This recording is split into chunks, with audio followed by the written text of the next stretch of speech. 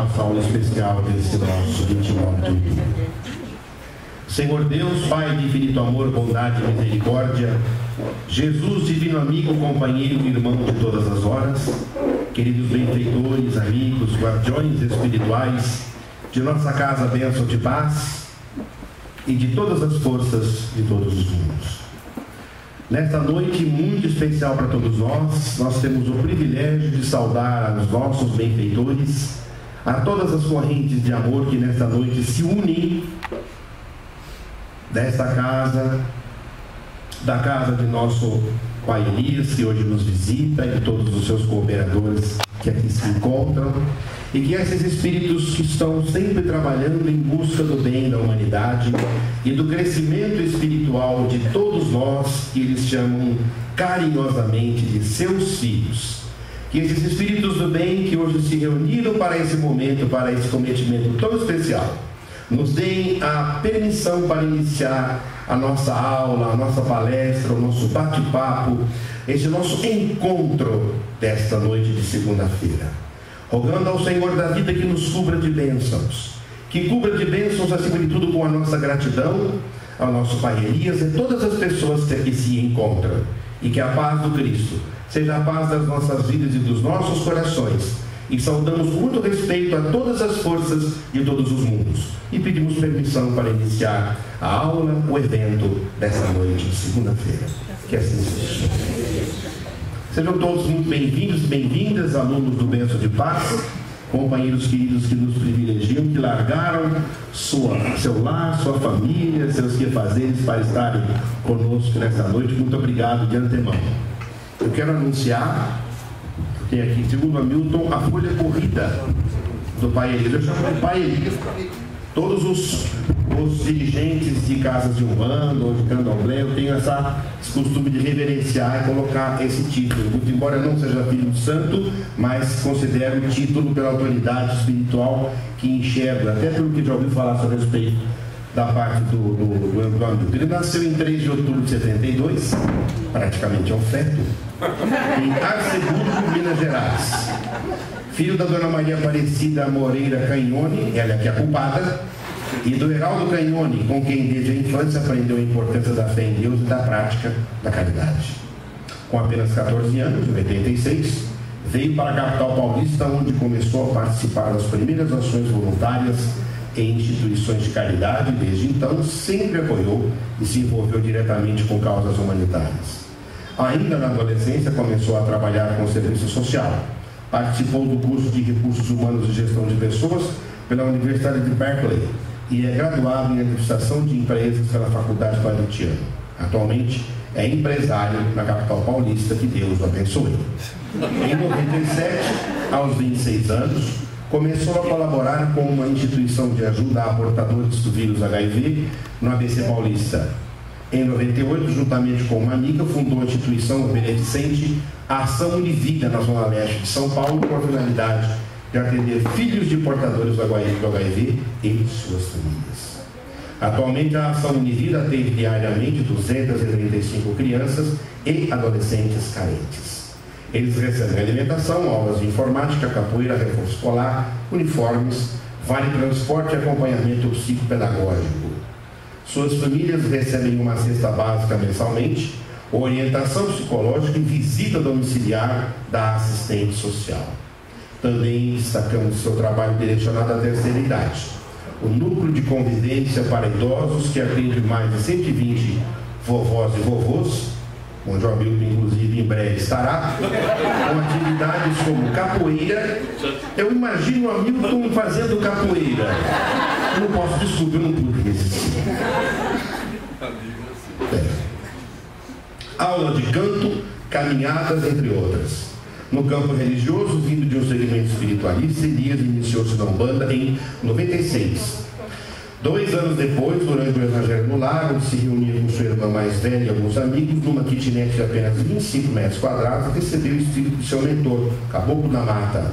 E ali surgiu em 98 o templo de Umbanda Caboclo da Mata, hoje conhecido como Aldeia da Mata, onde recebe em torno de 1000 pessoas por semana para os atendimentos espirituais da casa. com o apoio dos colaboradores do templo, deu início em 2009 ao trabalho social Espaço Curumim Aldeia da Mata, que atende 50 crianças carentes e adolescentes da comunidade Moinho, no bairro Campos Elíseos, região central de São Paulo, oferecendo alimentação, atendimento dentário, recreação e noções de higiene e cidadania, além de atividades culturais e artísticas.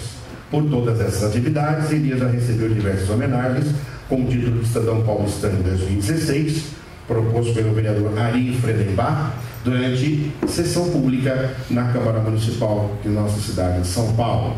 Em 99, fez o curso de sacerdote de Umbanda com o respeitado Babalorixá Pai Jamil Rashid, na Federação das Tendas de Umbanda e Candomblé do Brasil, e em 2014 foi consagrado ministro religioso pela mesma federação. Bem, gente, fim das apresentações, com muito carinho, com muita alegria, que eu apresento e convido para tomar a palavra o Pai Elias José Canhone, da nossa queridíssima Aldeia da Mata.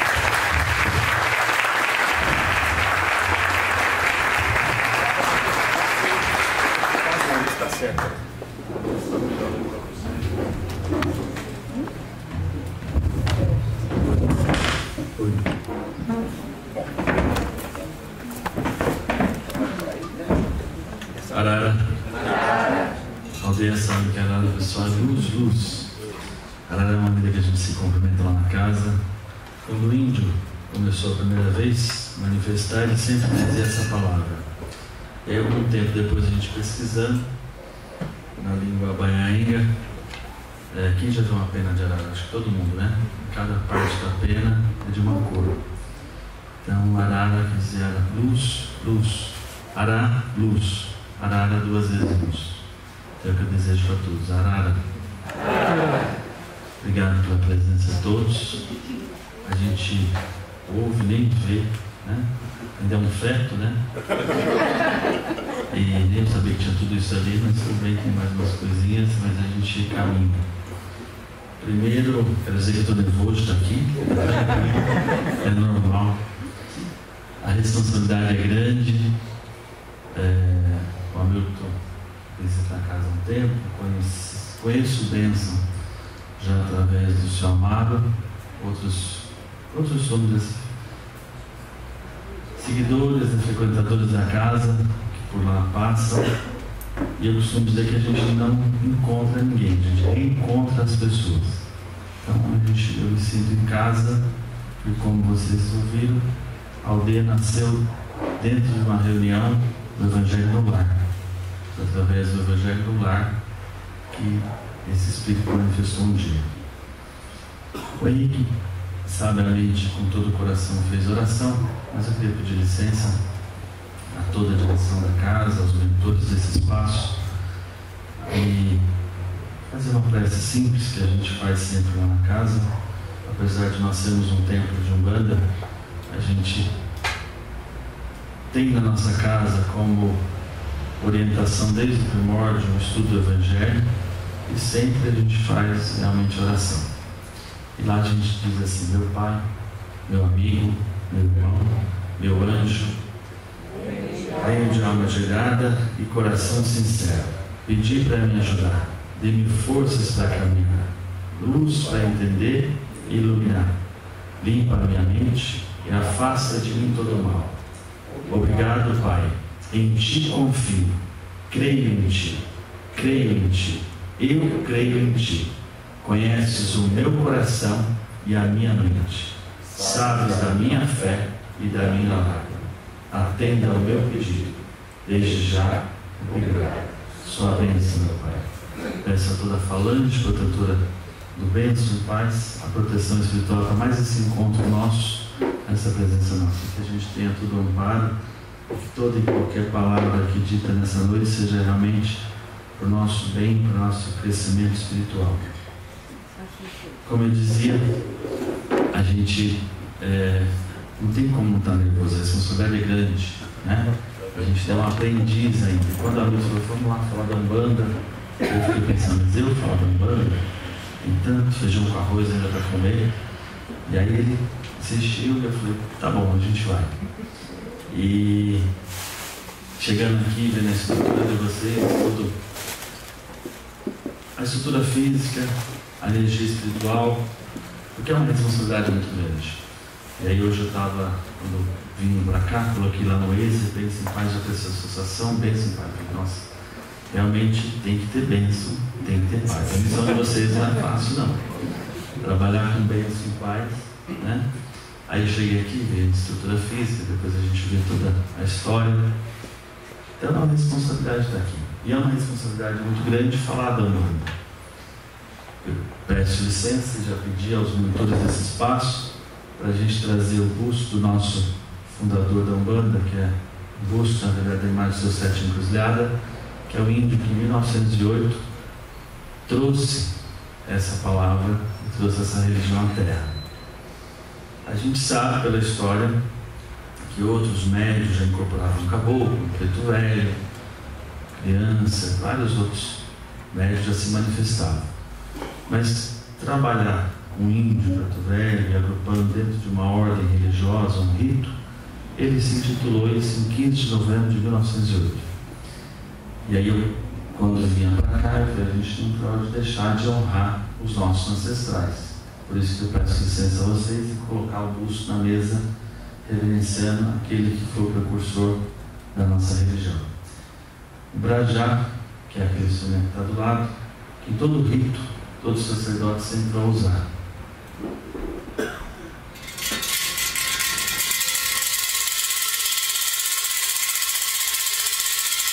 Sempre na corimba, sempre nas giras. A gente ouve às vezes, né? Na escola a gente ouvia para alimentação, não é assim? Lá, para chamar a nossa força interna, nossa força interior. O primeiro papel do brajá, do adjá, é na verdade a gente chamar e invocar as nossas forças. Seja ela ancestral, seja ela presente, o nosso ânimo, a nossa predisposição. E às vezes as pessoas precisavam para invocar os espíritos, né? Também. Mas primeiramente o nosso espírito, acordar a nossa força. O mesmo papel tem a maraca. A gente lá trabalha muito pela tradição do xamanismo e a maraca remete vários sons, né? Mas também todo instrumento de poder ele tem um papel. Se a gente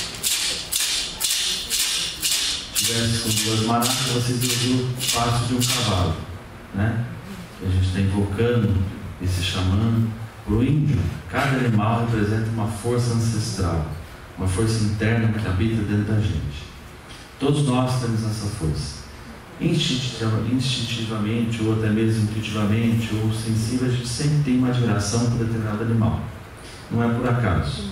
Quando você for buscar estudar, conhecer, você vai ver que você parece muito com ele. Tá? Até fisicamente. Essa força é que a gente deve invocar, a força ancestral. E aí a maraca tem.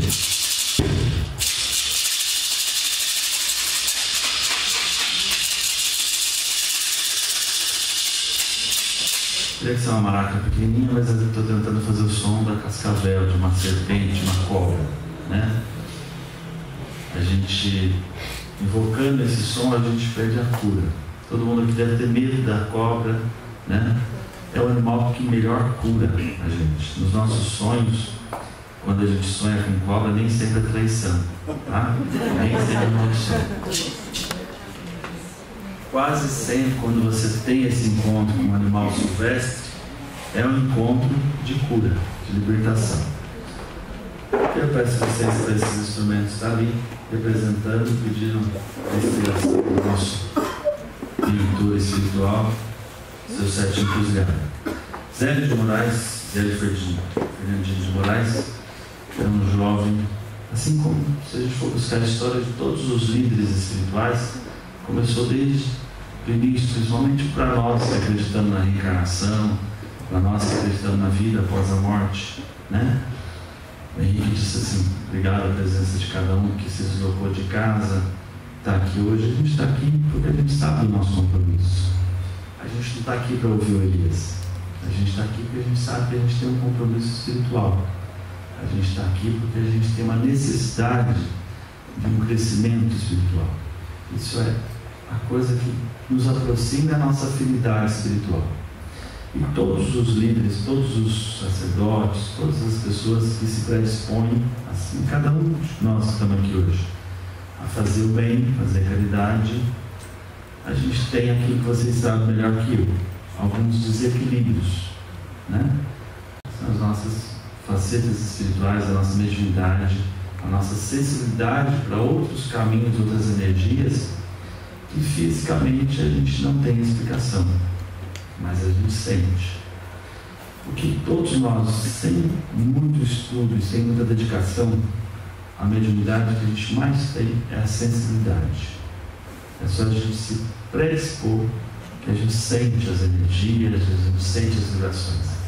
A gente fica curioso em escutar, em ver, né? Todos nós queremos ver os fenômenos, ver os ritos. O mentor da casa sempre diz assim: preocupem em observar vocês. Você é um espírito, você não acredita que você é um espírito? Então aprenda a conversar entre vocês. Não queira escutar os espíritos, escuta vocês. E aí ele fala sempre isso. A sensibilidade é o que mais deve ser desenvolvido. E quando a gente sente, a gente transcende a matéria. E a gente transcende o físico. E a gente transcende a nossa razão. É isso que precisa. E ele vai além quando ele diz assim: a espiritualidade não tem como ser explicada e exemplificada, ela tem que ser sentida. Todos nós temos essa sensibilidade, então basta a gente abrir o coração. Mas o José Fernandinho de Moraes foi o médium que incorporou essa entidade lá em 1908. Era um jovem, aí tinha problema, já andava meio curvadinho, doutora coluna ruim, nada que nenhum médium aqui já não passou. Problema de coluna, dores nas costas, dor na cabeça, né? Isso é novo, só lá que aconteceu isso, né? E aí seus pais, preocupados, levou ele até um médico, e o médico da família nada encontrou. Levou ele um padre para exorcizar, e graças a Deus não identificou nada. Aí foi já uma senhora que benzia, e ela incorporou um preto velho.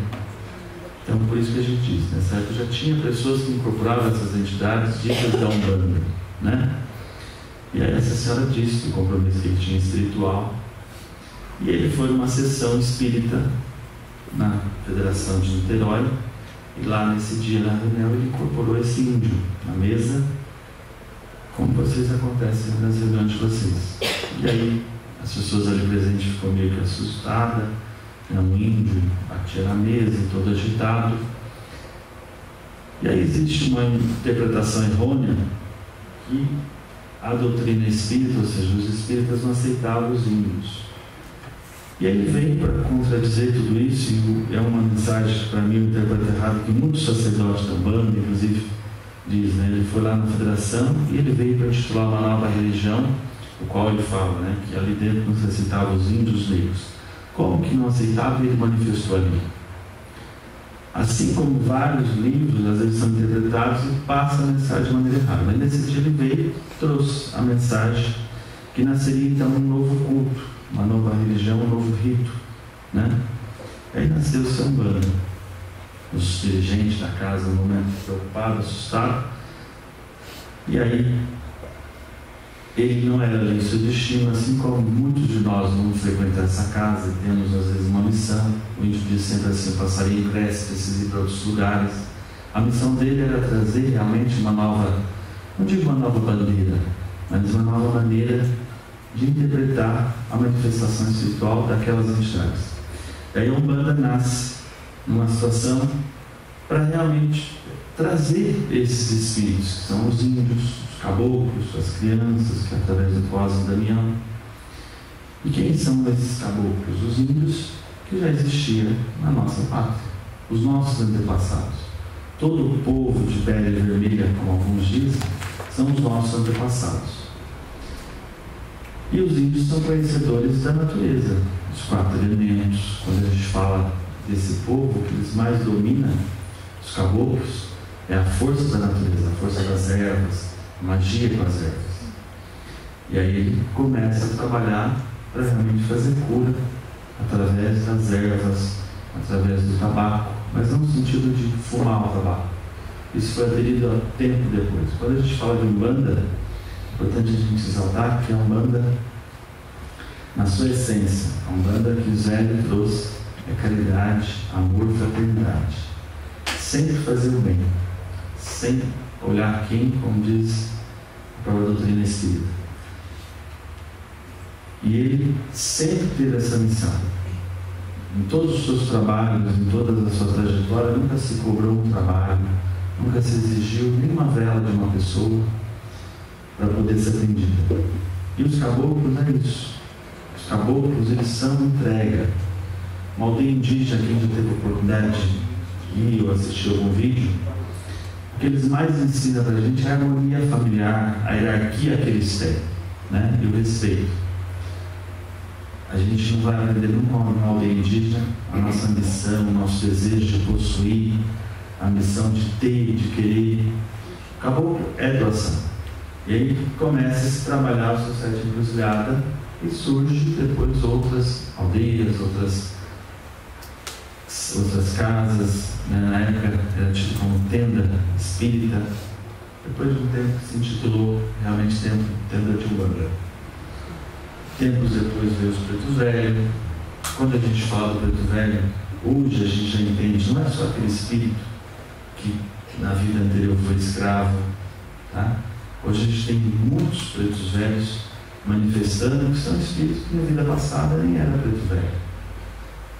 Cada um, de acordo com a sua trajetória evolutiva, vai voltando para trazer o seu trabalho, fazer o seu trabalho e ajudar na sua missão. Mas a primeira mensagem é essa: que o preto velho era realmente aquele que foi escravizado, aquele que veio para a nossa nação, foi tirado do seu lar, foi tirado da sua família, foi roubado tudo dele, e mesmo assim esse espírito hoje vem nos terreiros com muita humildade bendizer as pessoas, atender as pessoas, né?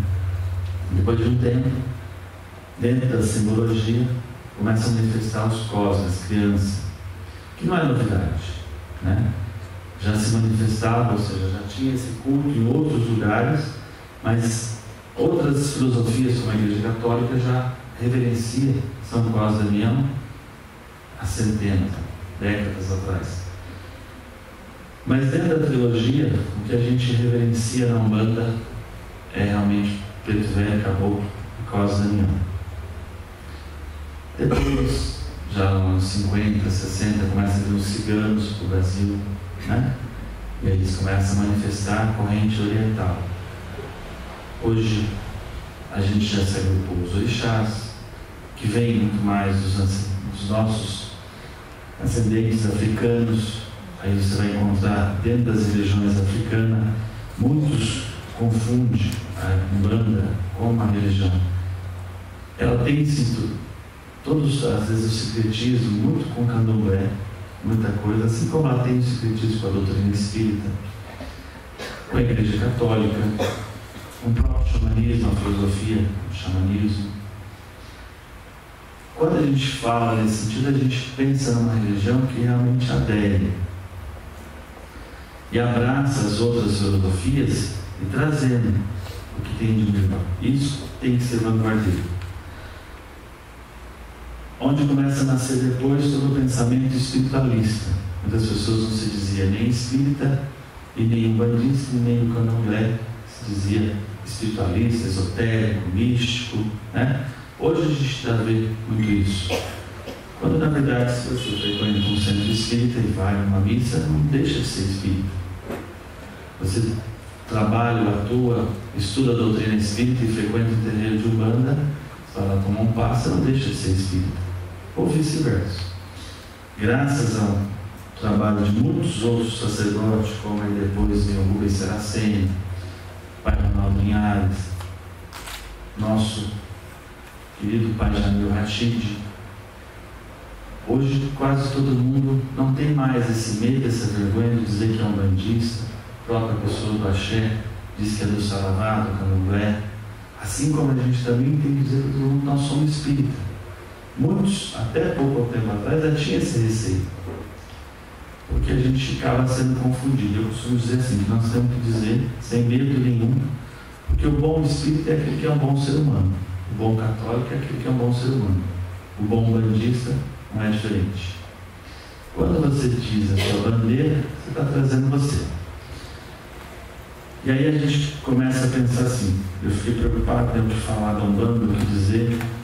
Para a gente falar da Umbanda, tem que realmente falar do Zé. Então ele era esse jovem, porque se eu for falar da doutrina espírita, vocês vão me dar muita aula sobre isso. Tem que falar do Chico, tem que falar de Kardec, tem que falar do Divaldo e tantos outros, né? Tem que falar do Henrique, tem que falar de todas as Marias, todos os Joãos que estão aqui, né? O índio, lá no nosso mentor, ele diz assim, falando de Aldeia da Mata, ele fala, quem é falando de Aldeia da Mata? É vocês que se colocam no branco. Quem é os mentores espíritas aqui? Manifesta toda quinta-feira. É cada um de vocês aqui quando se doa, quando trabalha. Então a história de Zé, para resumir, é isso. Era um jovem cheio de confuso, diante dos olhos dos homens, cheio de problemas, mas não é problema. A gente costuma dizer que quando a gente está num centro, quando a gente está no terreiro, você não passa mal, você passa bem. Por isso que a gente tem os nossos arrepios, os nossos calafrios, a gente de vez em quando se assusta.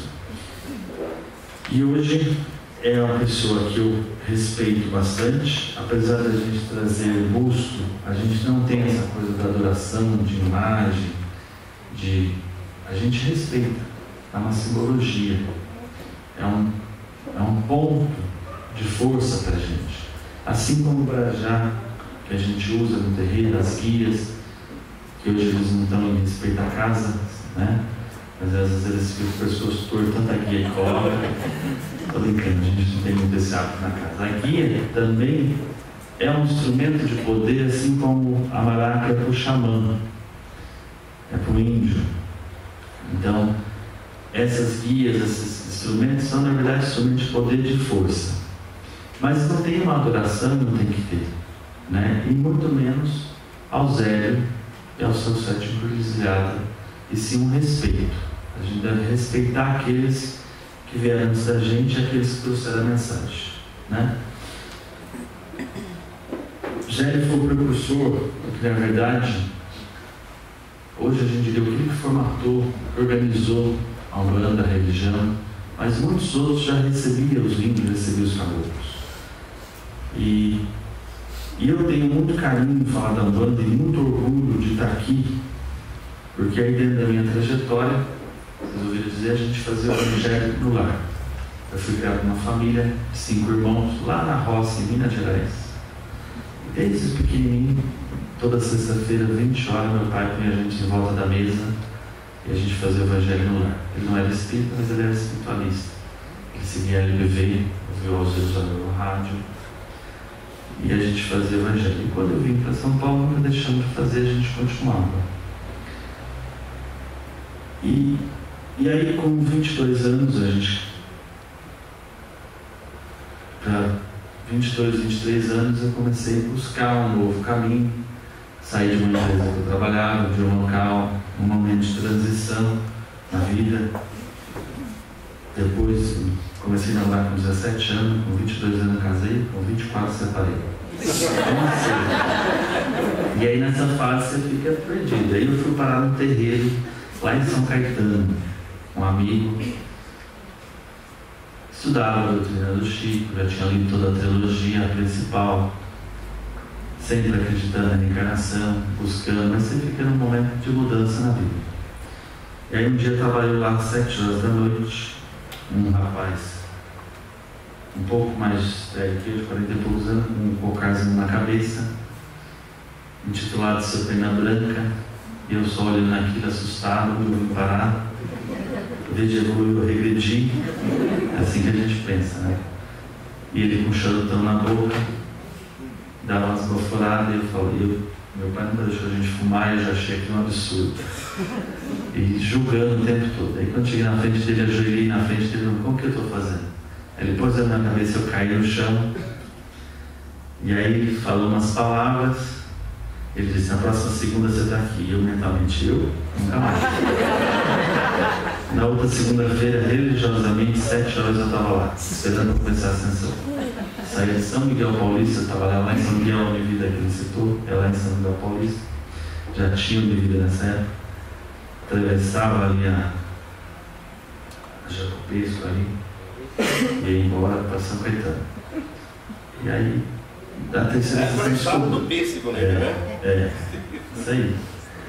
E aí, na terceira vez, ele descobriu que lá tinha o evangelho de quarta-feira. Eu falei, esse que eu vou.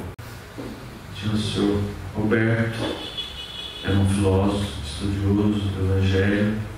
Começava a reunião pontualmente às 19h30, fumava aquele cigarrinho de palha, eu achava aquilo errado, mas quem sou para falar alguma coisa?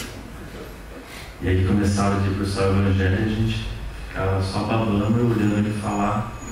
E aí eu me encontrei, né?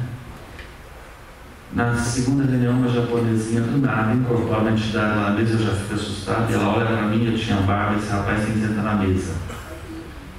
E aí eu falei, você tá doida? E lá não, antigamente ele sempre me convidava, tinha reunião espiritual, e eu fugia toda vez. E aí na terceira reunião me colocou na mesa, sentei na mesa, não acontecia nada, em casa começou a acontecer. E aí eu falei, não vou fazer mais o evangelho, eu não tenho que fazer. E ele colocava as mãos e ela andava sozinha, ficava meio tonto, até que de repente o índio começou a manifestar na minha casa. E aí esse meu amigo trouxe o nome do cachorro dele, estava doente. O índio benzeu lá esse nome, no outro dia o cachorro estava são, maldito cachorro. Na outra terça-feira tinha 10 pessoas. As pessoas gostam de fenômeno. Aí o índio já veio e já deixou pular uma criança do lado. Aí as pessoas gostaram mais ainda, tinha doce, tinha bala, tinha pirulito, né? E assim foi durante 6 meses. Aí depois da minha casa, na próxima quarta-feira, depois que aconteceu esse fenômeno em casa, numa outra quarta-feira, eu chego lá, tinha o evangelho, lá no templo, no terreiro, era templo de Umbanda Pena Branca.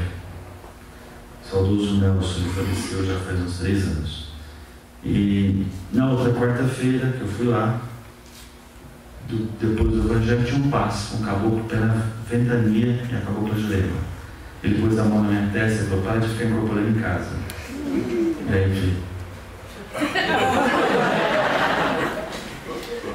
na outra terça-feira já não pode fazer evangelho, o índio veio, e aí eu não contava nada, ele olhava para mim, dizia que era feio. E dava um passe, eu adorava ele, adorava o médico e tal. E assim foi durante uns 3 meses, até que um dia o índio veio na mesa, meio querendo quebrar a mesa lá, e aí o senhor Roberto falou assim, não pode, não é assim. Aí o índio pegou no ombro dele, deu uns apertão, ele faz até hoje, o senhor Roberto assim, o senhor machuca a gente, não sei o quê. E aí ele começou a dizer, aldeia, ele sempre vinha lá em casa e dizia aldeia da mata, ele nunca disse essa casa, esse lugar, ele sempre disse aldeia da mata. E aí ele disse, arruma um espaço, nas palavras dele, ele não fala assim, e me dá 3 ruas. 3 ruas seria 3 meses. Eu não tinha dinheiro para pagar a prestação da minha kitnet que eu morava. Aí fomos atrás, procurando, até que arrumar um espaço. Conversando, trabalhando. Na primeira reunião tinha 80 pessoas. E eu sempre criticava quem abria a igreja, quem abria terreiro. E aí, paguei com a língua. Nunca tive intenção de abrir terreiro, de montar uma casa espírita, nada parecido. Sempre tive noção da responsabilidade. Mas a gente precisa ter coragem, porque a gente fica muito na razão. E a espiritualidade, de novo eu digo, não é razão, é o sentir, é a sensibilidade. A gente precisa ter a consciência e a ética e o respeito. E o respeito não é por ninguém aqui presente, é por cada indivíduo. Quando eu me respeito, eu vou respeitar cada um de vocês. Quando eu me respeito, eu respeito o meu anjo de guarda, os meus mentores, e naturalmente estou respeitando a todos que aqui se encontram. E foi isso que eu aprendi com o índio. E aí a gente criou coragem, começou realmente o terreiro, e aí foi obrigado a montar um órgão jurídico, toda a burocracia, toda a papelada, e onde a gente se filiou ao terreiro, ao templo de Umbanda, a Federação de Umbanda do Pai Jamil. Não tinha noção nenhuma que era Umbanda, não tinha interesse, mas a coisa foi surgindo, acontecendo.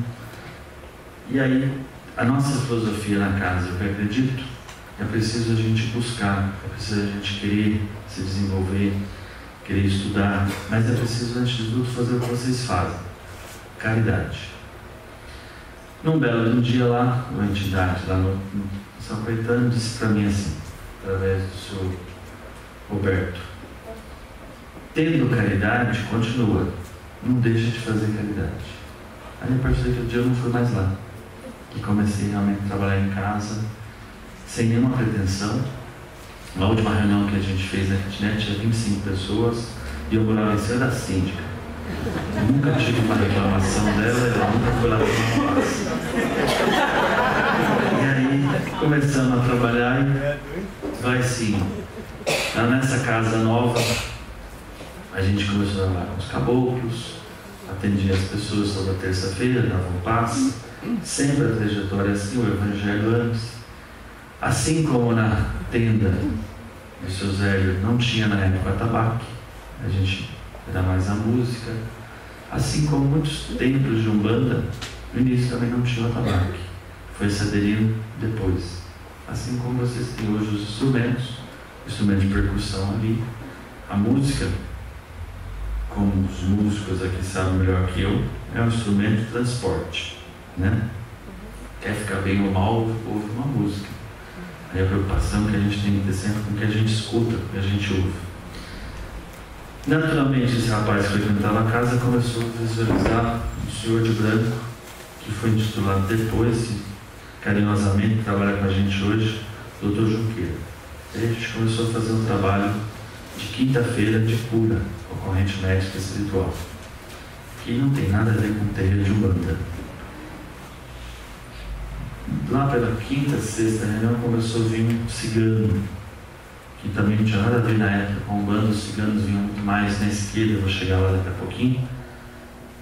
E começou a vir trabalhar e ajudar as pessoas, que hoje a gente intitula e a gente aprendeu como entidades da linha do Oriente. Então a casa trabalha com todas as linhas.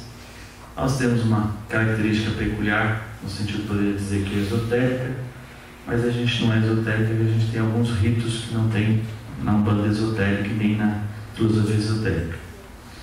A gente não podia dizer que era kardecista, porque a gente usava de alguns artifícios, alguns ritos que nos centros espíritas não usam. Mas a gente pode dizer sim que é Umbanda, porque a Umbanda ela agrega todas essas linhas, aceita a todos. Então a gente vai encontrar hoje a Umbanda esotérica, que são os místicos, trabalha muito mais com os elementos. Nós também trabalhamos com a natureza. A força que mais predomina são os 4 elementos: ar, fogo, terra e água. E o 5º elemento, né? Alguns hoje chamam de o éter, mas é o amor. O amor das divindades, o amor de Jesus, o amor dos mestres. Para nós, o amor dos orixás, que é a mesma coisa, são os mestres, a divindade. A Umbanda branca, que alguns dizem, é onde não se faz o mal, não trabalha com a magia negra, né? O que é magia? Magia é todas as vezes que você intitula uma energia, você está circulando magia. O índio lá não aceita falar Umbanda branca nem magia branca. Aí ele fala: você está discriminando já o negro, o preto. E ele diz o qual é importante o escuro, o quanto é importante o negro. E quando ele fala negro, ele não está falando da raça, da cor, ele está falando da cor preta. Aí ele falou: só quem já passou pelo preto para poder enxergar a luz lá na frente. Quando ele fala preto, ele está falando escuro. Todos nós temos que ser lapidados, a gente tem que ser desvendado. Mas a Umbanda branca, para muitos é isso, é não trabalhar com a magia negra. Toda magia ela cura. O que cura não são os ritos. Vocês sabem disso melhor que todo mundo. É a fé. É a devoção que você se predispõe nos ritos que você faz, nos seus ritos de fé. A Umbanda sagrada, Umbanda esotérica, Mata e Silva intitulou na década de 80 ele ficou bastante conhecido no Brasil todo, foi quando a Umbanda deslanchou, porque ele era um grande precursor, ele foi um dos primeiros a desbravar para que não se tivesse matança, não tivesse oferenda com animal. Zélio nunca fez uma oferenda com nenhum animal. A Umbanda, intitulada pela Sociedade Encruzilhada, a gente não faz oferenda com nenhum ser vivo, exceto legumes, frutas. A gente na casa, para a linha da esquerda, a gente faz alguma oferenda de algum miúdo. Todo mundo aqui adora um churrasquinho, um coração, né? Mas a gente não faz sacrifício. Mas isso é quando se é necessário ir para um tratamento de cura nessa situação. A Umbanda do Zélio sempre trabalhou nesse sentido. As oferendas eram flores, legume, fruta. E aí tinha várias outras pessoas que já recebiam as entidades, né? Então titulava a tal da Umbanda, Magia, Umbanda Branca, o Quimbanda e todos os outros. Ele, na verdade, foi um dos precursores para ajudar com que as pessoas realmente não fizessem culto às oferendas do sacrifício. Mas ele se desvinculou bastante do Zélio, porque ele se prendeu muito mais na coisa mística, estudar os astros. A grande força do Matacil foi estudar astrologia, então ele trouxe para a Umbanda muito mais o místico. E a Umbanda é chão, a Umbanda é terra. A Umbanda é os 4 elementos, é os seres vivos na Terra. E aí, em 90, o Rubens Saraceno, que todo mundo conhece, foi o grande baluarte no sentido de levar a mensagem da Umbanda, o nome da Umbanda, mas ele já se intitulou Umbanda Sagrada. Ele que ajudou a desvendar os mistérios de várias linhas, de vários orixás. Nós acreditamos na Umbanda como um todo. Se tem um preto velho trabalhando, se tem um caboclo, é Umbanda. Umbanda branca, Umbanda esotérica, Umbanda sagrada, isso é coisa do homem. Se precisa colocar um cocar, se precisa colocar um cajado, se precisa colocar uma guia maior ou menor, ainda é necessidade nossa. As entidades, elas vêm e elas trazem, muitas das vezes elas não precisam de nada para trabalhar, quase sempre. Nós é que ainda precisamos desses instrumentos. Quando o seu Sete Cruzilhada veio, a única coisa que ele pediu foi que tivesse na mesa. Aí ele disse, no dia que ele manifestou lá em Niterói, ele disse: está faltando nessa mesa uma flor branca. Sempre o branco, todos nós sabemos que simboliza a paz. A primeira mensagem do branco é a paz. Quando a gente pensa na paz, a gente pensa nas guerras, a gente pensa nesse desespero que a gente estava até esses dias, saber quem seria o nosso presidente. Mas a paz tem que habitar onde? No templo de Deus, que é o nosso coração.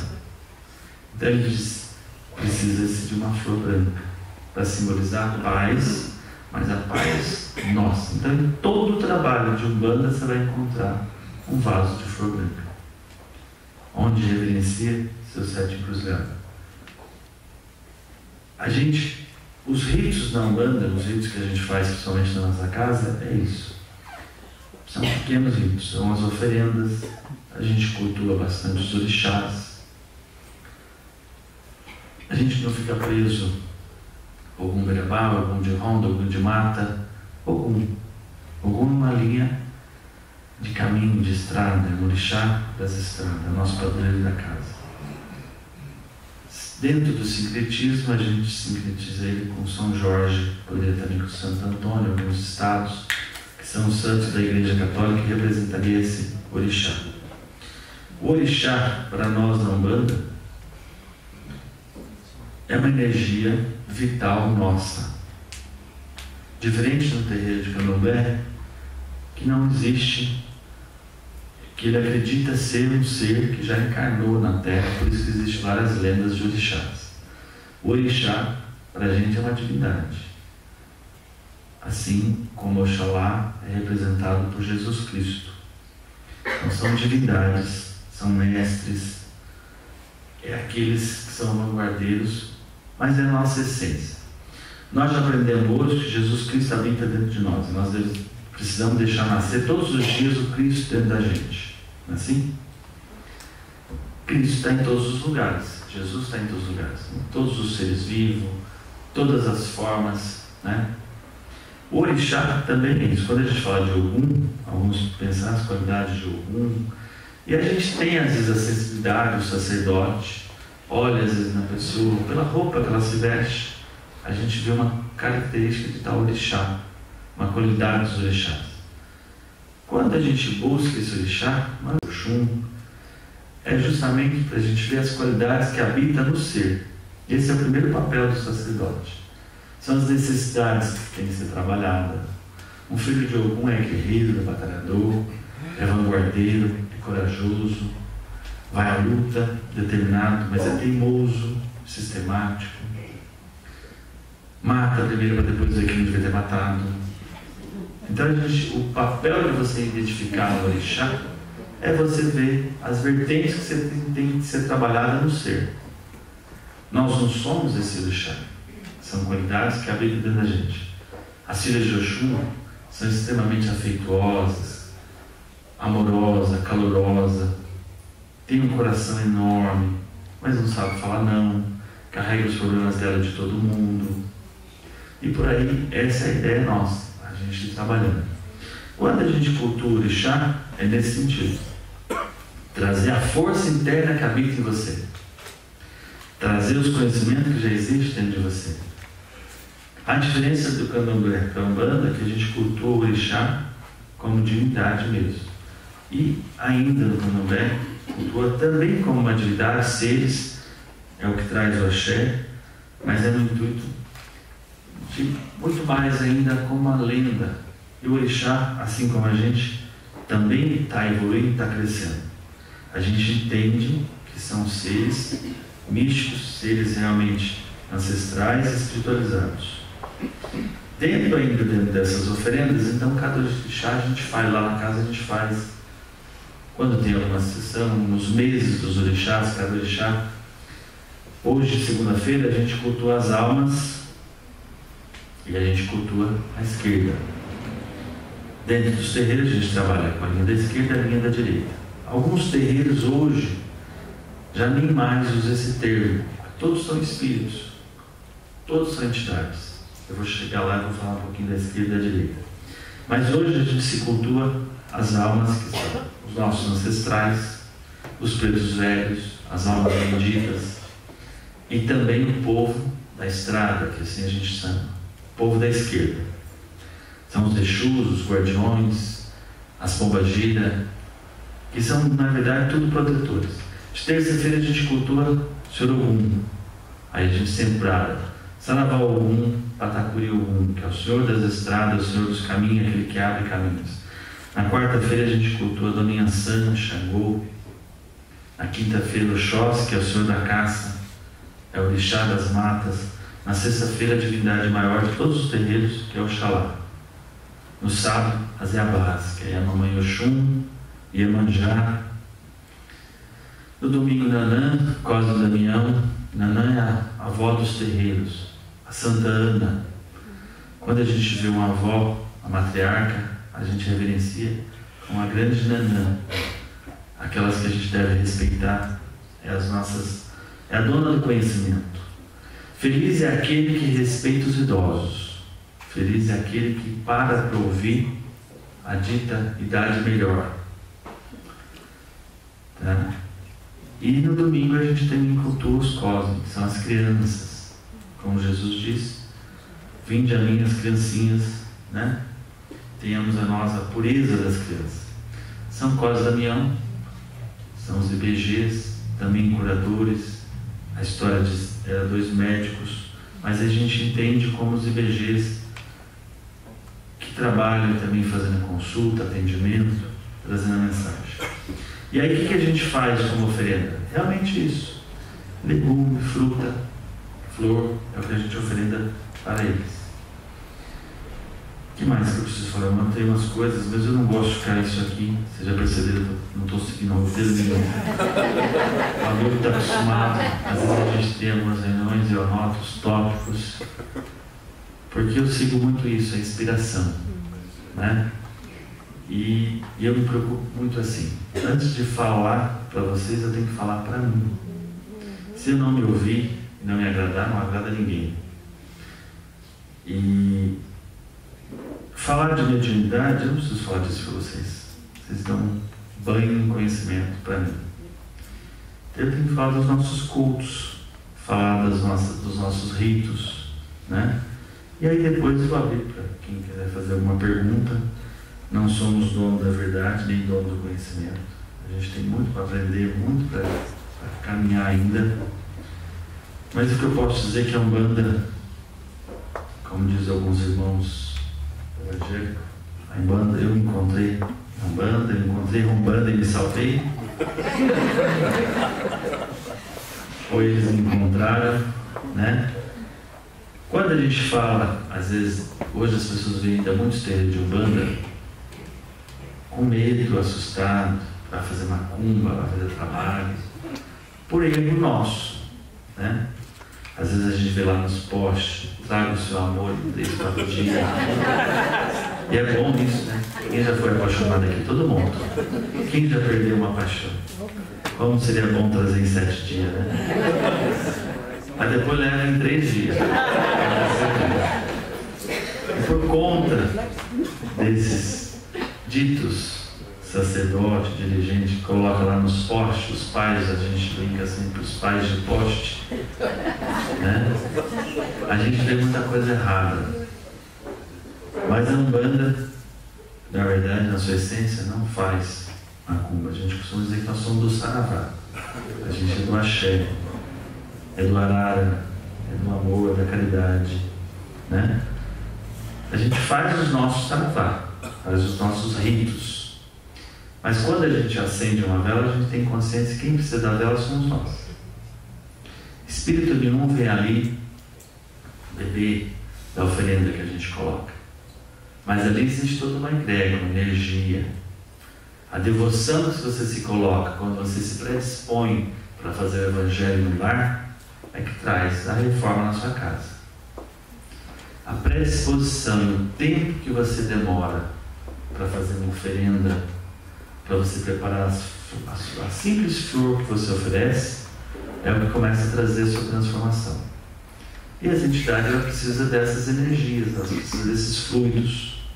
Então, o tempo que você se predispõe em fazer um amalá de uma entidade, fazer uma acarajé de Yansan, quem já fez sabe que dá um trabalho, macerar lá 21 quiabos, fazer uma oferenda para Xangô. E nisso a gente está fazendo as nossas rezas, a gente está fazendo os nossos pedidos, os nossos agradecimentos. Mas muitas das vezes a oferenda é um copo com água e um pão. Mas o tempo que você se predispôs para levar no cruzeiro esse copo de água e um pão, você dobrar o seu joelho realmente de corpo e alma, é o que traz a tua cura, é o que traz a tua melhora. E aí dentro dos terreiros, na maioria dos terreiros ainda hoje, a gente trabalha muito com o dito as esquerdas, os baianos, as pombagiras, os exus, que são os que chegam fazendo barulho. Eu acho que a gente poderia dizer assim, aos médios Coca-Cola, tem gás demais, mas sem gás não faz nada dentro do centro. Então assim, mas muitos terreiros ainda trabalham só nessas linhas. Quanto que o Exu é extremamente vital para a nossa caminhada. Nós temos todas as polaridades, o mais, o menos, o negativo, o positivo, né? É preciso a energia, a dupla polaridade. Quando a gente intitula esquerda e direita, é simplesmente nesse sentido. O menos e o mais. Um agregando o outro. Na nossa casa a gente cultua a esquerda uma vez por mês, no sentido de proteção para a casa e como limpeza para os próprios médicos que trabalham. Mas quando fala dos cultos africanos, dos cultos, e quando a gente fala de rito, as pessoas se prendem muito nisso e tem um medo muito grande de Exu. E a isso a gente deve ao Rubens, através do livro Guardião da Meia-Noite, que ele trouxe essa mensagem mostrando que Exu não é o diabo. Hoje a gente tem o Alexandre Cominho que publicou. Mas Rubens trouxe isso lá atrás, em 90, E quando a gente fala de Exu, a gente está falando de uma energia que nos protege, que traz a nossa segurança. São realmente os nossos guardiões. Mas Elias, o nosso anjo guarda não tem esse papel? Sim, o nosso anjo guarda é nosso protetor. O orixá que te rege, a entidade guia que te protege, como vocês abordam na casa, né? Também traz a nossa proteção. Mas cada um tem um papel. Se vocês buscarem, aí trazendo para aqui, para a realidade daqui, lá no nosso lar, quando André Luiz volta para o umbral, tem as caravanas que trazem os espíritos, né? Que precisam então se libertar. O que acompanha eles? Energias mais densas. Aqueles corvos, aqueles animais que tem em volta. O que é aquilo senão espíritos que ainda está na energia daquela umbralina para poder resgatar esses espíritos. A energia da esquerda adentra a energia da direita. Mas a energia da direita, a luz, não sobressai à esquerda.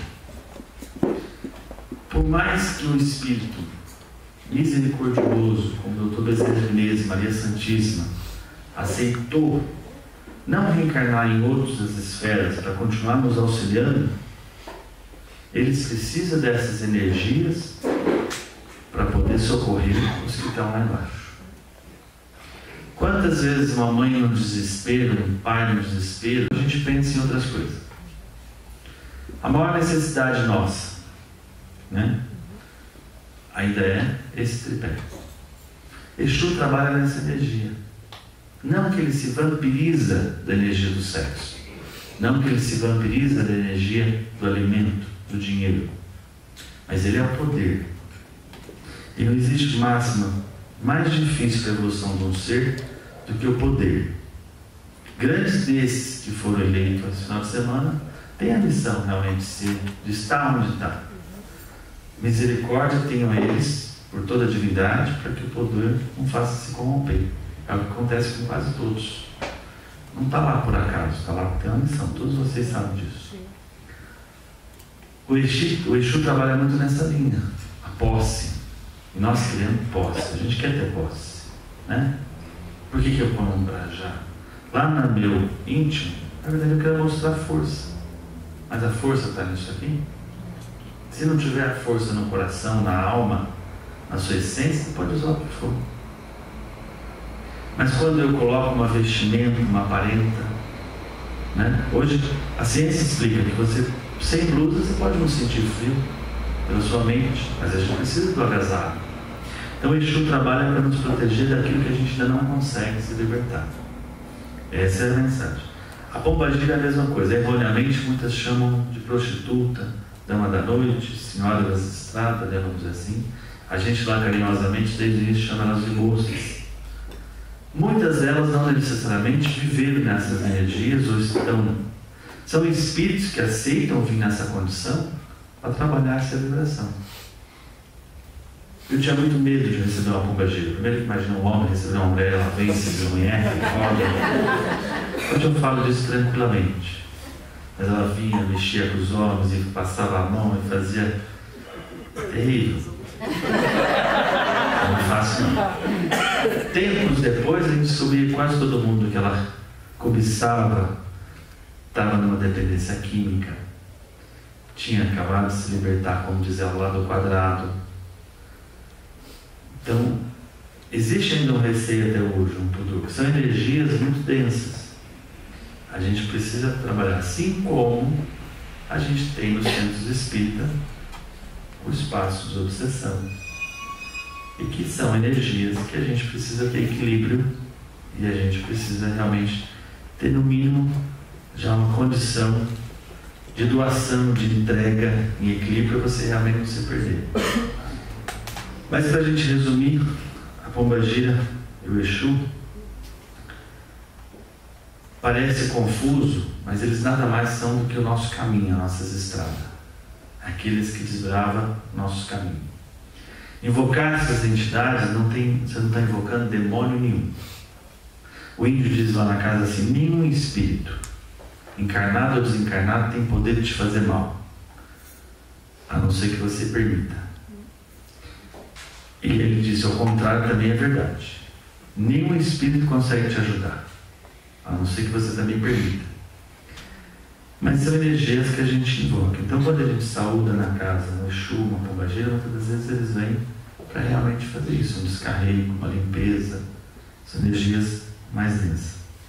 São guardiões, são pontos de força. Aí nós vamos encontrar dentro dos ritos um ponto de força do Exu, é a encruzilhada. São as encruzilhadas da vida. São as encruzilhadas do nosso coração. Quantas vezes a gente se para diante de um caminho e a gente não sabe por onde vai? Nesse momento a gente deve saudar essas energias, pedir a eles que nos dê direção. Quantas vezes a gente tem o tal do medo, e a gente vive com medo de tudo, quase sempre. E o medo é o que? É o desconhecido que está na nossa frente. Aí a gente reverencia esse povo. Mas é uma entidade muito bonita, que tem uma força extraordinária e que trabalha e muito ajudando os orixás, os mentores. Nossa casa, a gente, como eu disse, eu repito, a gente não faz oferenda com animais para eles, de nenhuma maneira, no sentido, a não ser realmente com alguns miúdos, algumas coisas a gente traz e cada vez mais a gente tira, que a gente entende que não tem mais essa necessidade. Desde o início a gente nunca teve. E aí, depois de um tempo, começa a se manifestar, assim como manifesta os cosmos, o Exu Mirim, as pombagiras Mirim. Nós estamos num processo de evolução, de caminhada. Essas entidades são muito irreverentes, muitas das vezes. E elas vêm realmente mexer com o que está quieto. Elas vêm de verdade mexer com aquilo que está parado, com a energia parada, fazer movimento. Falei da esquerda, e depois eu vou deixar vocês fazer algumas perguntas, que eu estou falando, vocês estão tudo quietinhos. Não sei se vocês estão gostando, se vocês estão dormindo, estão com uma na boca. Mas não adianta só ficar falando. Isso também não acontece. Acho que, de um modo geral. Fala da Univida, o Henrique já explanou melhor que eu. A Univida nasceu em 98, também a aldeia fez esse ano 20 anos, agora em setembro. A Univida também nasceu na época por uma necessidade. Por acaso a gente ajudava algumas crianças, já o Amor à Vida, que era lá em São Bernardo, já ajudava a LBV, Beijando a Boa Vontade, trabalhava na LBV, trabalhei 12 anos na LBV, sempre nessa área social. E aí lá em São Bernardo a gente começou ajudando uma senhora que cuidava de portador de HIV, e um dia em São Miguel, que é de uma empresa de call center, onde eu tenho ainda. Quando ele fala empresário, parece uma palavra bonita, né? E é bonito, mas Deus sabe o quanto é. Quanto custa isso? Eu costumo dizer para todo mundo assim: quanto você é pedra é uma delícia. O dia que você passa a ser de graça. Todo mundo aqui pensa alguma coisa, quer ser de graça. E aí essa senhora cuidava dessas pessoas por todo o lugar. E nós encontramos um rapaz que dava aula na casa dele, ele não tinha um braço, e dava aula para terceira idade, para pessoas que não sabiam ler, escrever mesmo, e dava aula. Aí nós começamos a ajudar ele.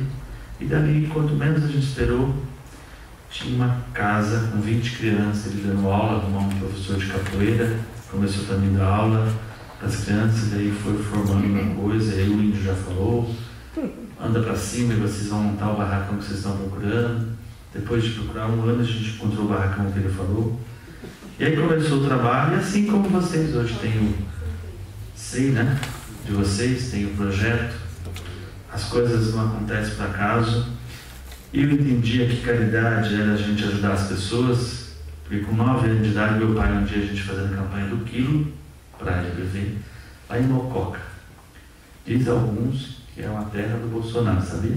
Eu não votei nele não, ele nem fez também. Mas vamos lá, pula. Tá lá a gente fazendo campanha do quilo, meu pai me solta na casa da mulher, não sabia nem o que era, com 9 anos de idade. E ela abriu a porta, eu com uma sacolinha, eu quero feijão para a creche.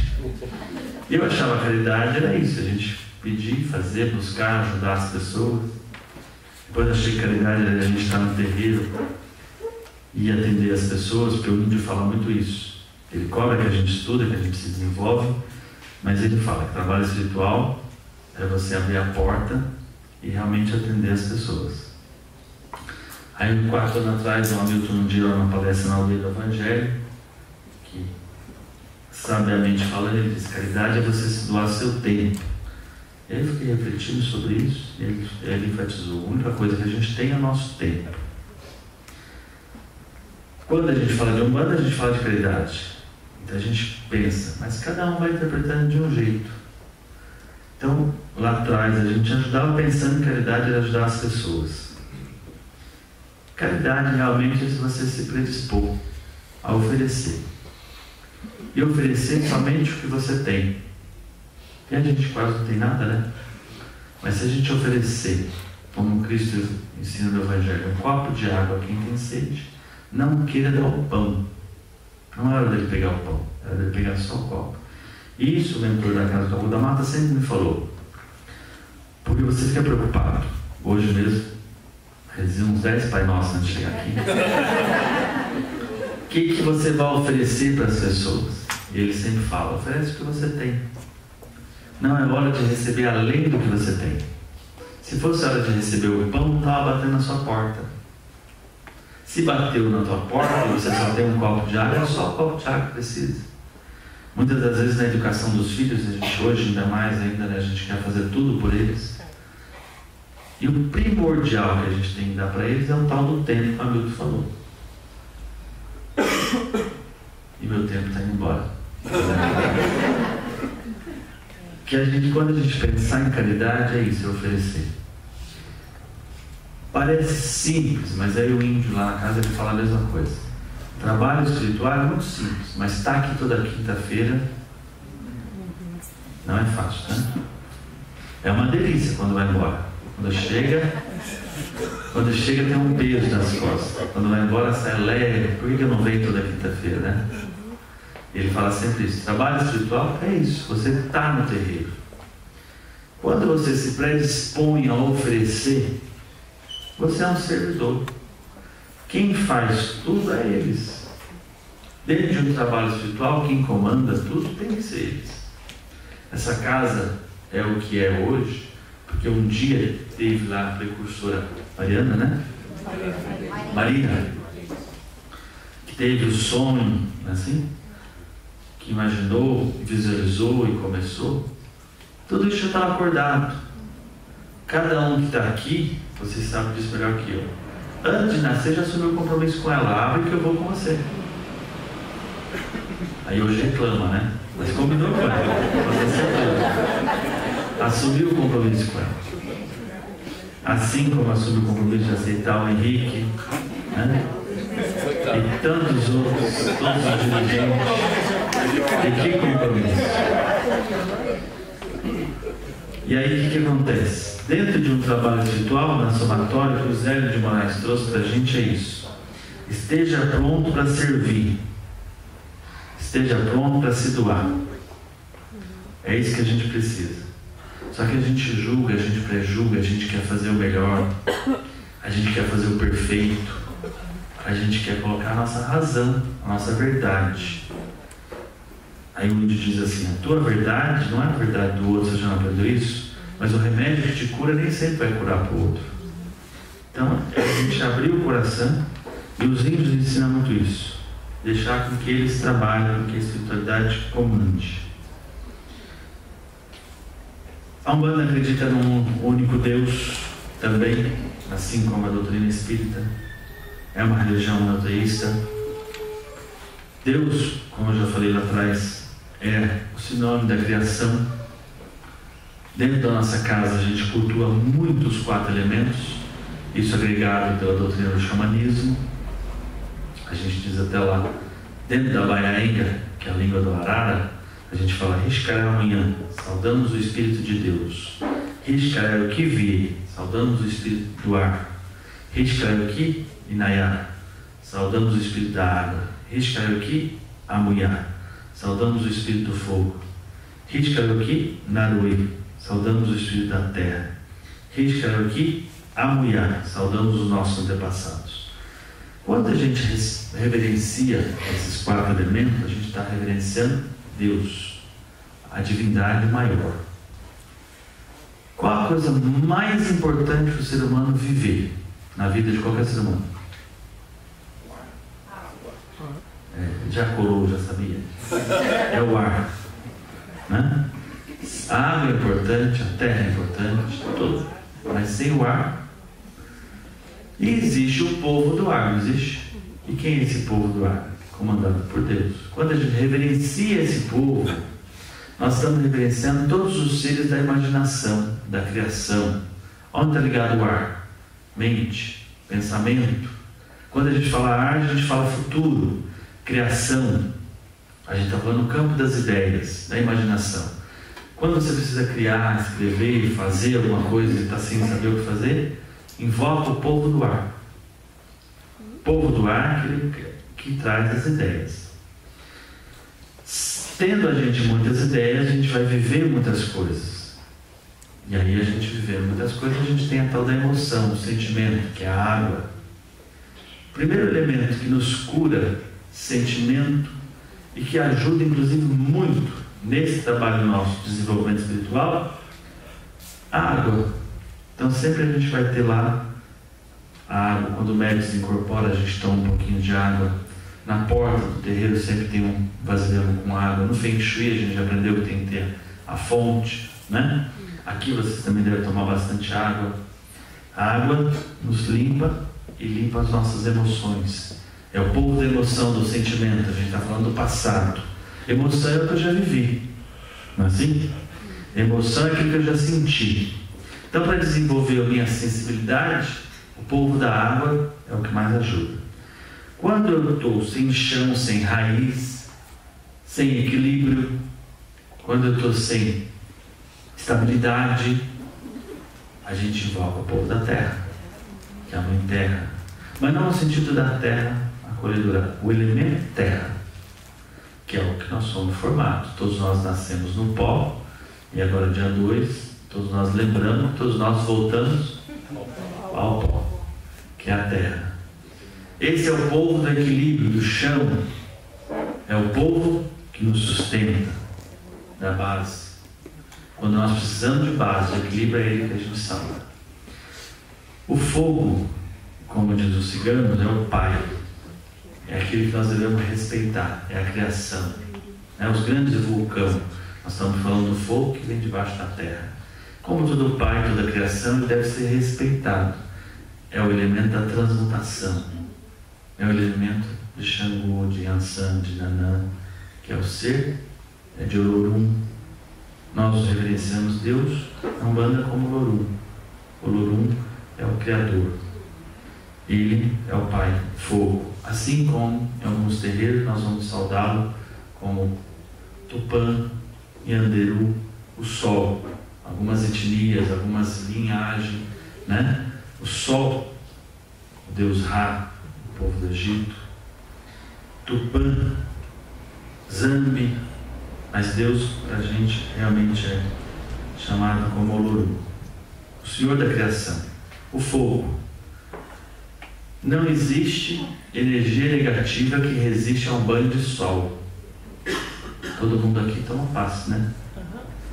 Um passe do sol é uma delícia. Claro que hoje a gente não pode, na cidade como São Paulo, ficar no treinador horário.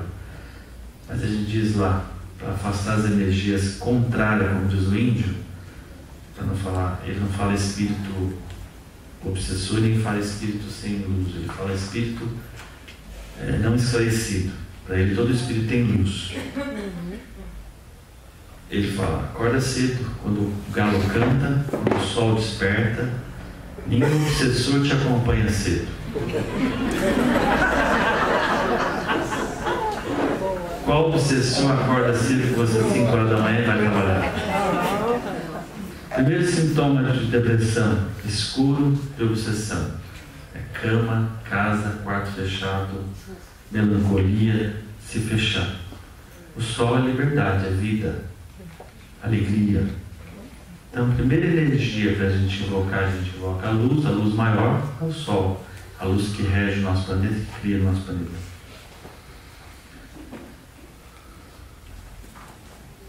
E aí, a gente vai caminhando em suma.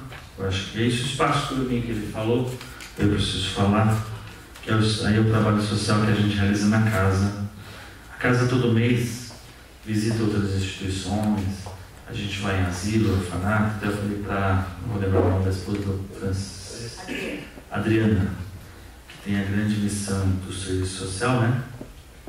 É isso. A gente, se fosse no sábado domingo, a gente viria aqui com certeza sempre, porque a gente sempre visita as instituições no final de semana, no domingo, todo mundo tem que buscar o pão de cada dia também, né? E a gente, além disso, a gente tem o trabalho social, a gente tem a Univida, tem a ONG que a gente ajuda, mas em 90, não vou lembrar o ano, 2009. A Amanda foi uma das primeiras que conversou lá, por isso que ela lembra. A gente faz a festa junina todo mês, o ano que vem vocês já estão convidados a comer a melhor pamonha. Não é pamonha de Piracicaba, mas é pamonha do Louvor. Quem já foi lá sabe. Estou falando agora, eu tenho que planejar o ano que vem já. A gente estava lá fazendo uma festa junina e uma das menininhas, pequenininha, tinha até um problema de crescimento, estava com a gente meia-noite. A gente está do lado de uma comunidade chamada do Moinho, que é ali na Rio Branco. Tudo bom, alguns já devem conhecer.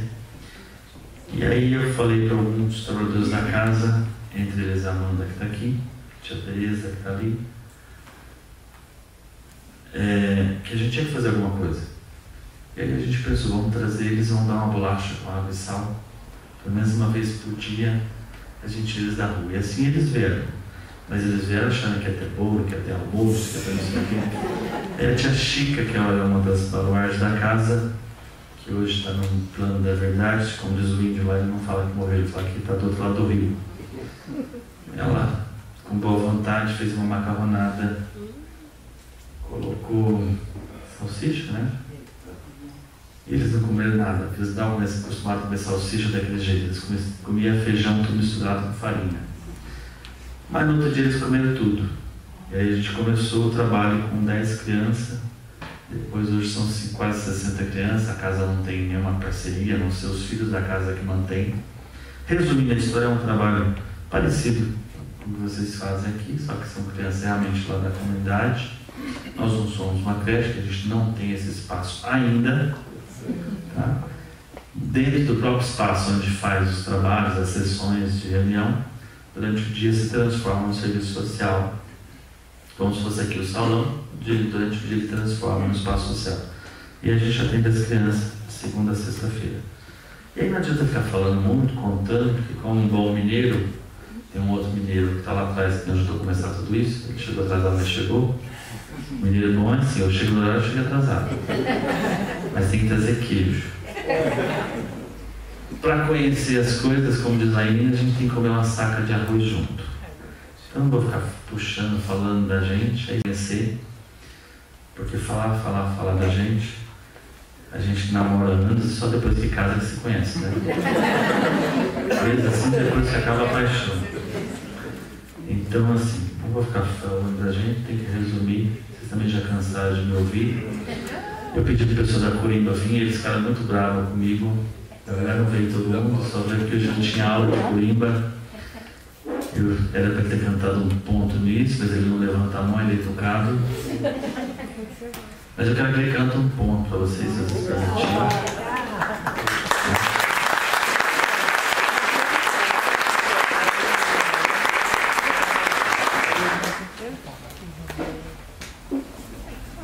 A música é um transporte, né?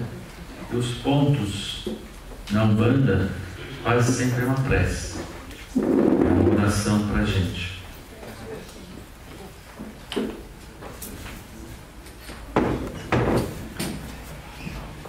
Em alguns terreiros, as mulheres ainda não podem tocar o atabaque, né? A gente pode. Mas lá a gente pode. Lá a gente pode. Acho que não precisa do microfone, se eu conheço. Não precisa. O e-mail, vamos.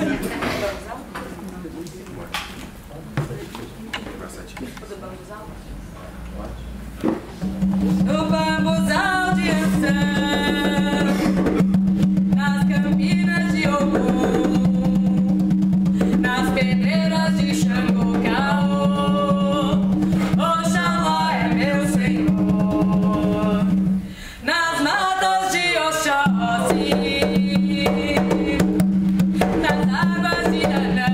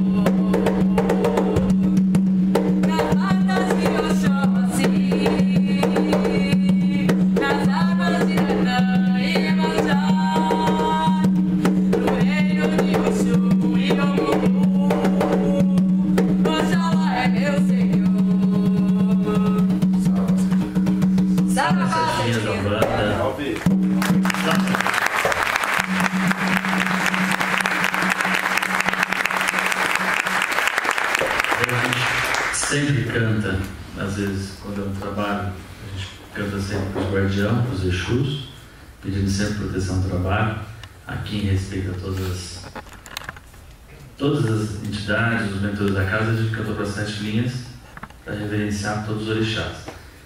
Mas a gente vai pedir licença aos dirigentes, nós vamos cantar um conto de Exu.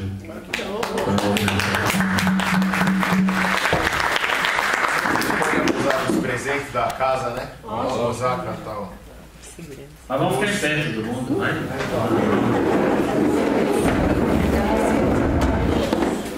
O sino da igrejinha faz Belém, o sino da igrejinha faz Belém, deu